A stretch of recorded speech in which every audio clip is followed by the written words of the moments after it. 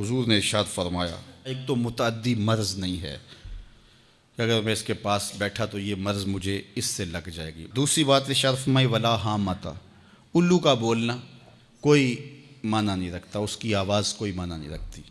تیسری بات فرمائی اور نہ ہی ستاروں کی کوئی تاثیر ہے کہ فلاں ستارے کا یہ اثر ہے۔ اقبال کہتا ہے یہ ستارے میری قسمت پر کیسے اثر انداز ہوں گے جو خود افلاک میں زار و زبوں گھوم رہے ہیں۔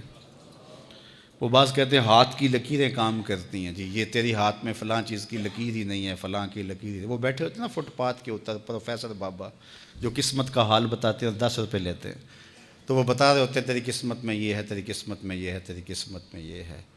وہ کسی نے کہا قسمت تو ان کی بھی ہوتی ہے جن کے ہاتھ بھی نہیں ہوتے۔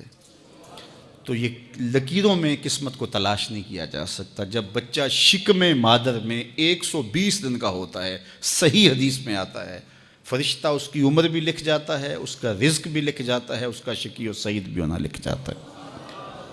لکھ دیا گیا، قلم اٹھا لیے گئے اور صحیفے خشک ہو گئے، اب کوئی نہیں لکھا جائے گا۔ تو جو شکم مادر میں لکھا گیا۔ اور چوتھی بات اللہ کے محبوب نے فرمایا کہ سفر کچھ نہیں ہے۔ یعنی کچھ لوگ کہتے ہیں یہ جو سفر کا مہینہ ہے یہ بہت ہی سخت مہینہ ہوتا ہے اور ان دنوں کے اندر سفر نہیں کرنا چاہیے، ان دنوں کے اندر شادی نہیں کرنی چاہیے، ان دنوں کے اندر اگر شادی کی جائے تو وہ شادی کامیاب نہیں ہوتی، اس لیے کہ یہ مہینہ منحوس ہے۔ میں آپ کو بتاتا ہوں کہ اس سفر کے مہینے میں سیدنا علی کی شادی حضرت سیدہ فاطمہ سے ہوئی ہے۔ بتاؤ اس سے کامیاب کوئی شادی ہو سکتی ہے؟ کوئی کہتے ہیں جی اس مہینے میں اگر شادی ہو تو اولاد نہیں ہوتی۔ حضرت علی اور سیدہ فاطمہ کی شادی ہوئی ہے، حسن اور حسین پیدا ہوئے ہیں، ایسے کوئی بیٹے تو لاؤ زمانے میں۔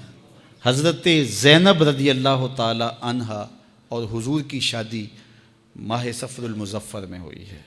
اس لیے ہمارے علماء اس کو خالی سفر کا مہینہ بولنے کے بجائے صفر الخیر یا صفر المظفر کے نام سے پکارتے ہیں، یعنی کامیابی کا مہینہ، خیر کا مہینہ۔ تو یہ محض لوگوں کی اختراعات ہیں، تو جس طرح باقی مہینوں میں شادی کرنے میں کوئی حرج نہیں۔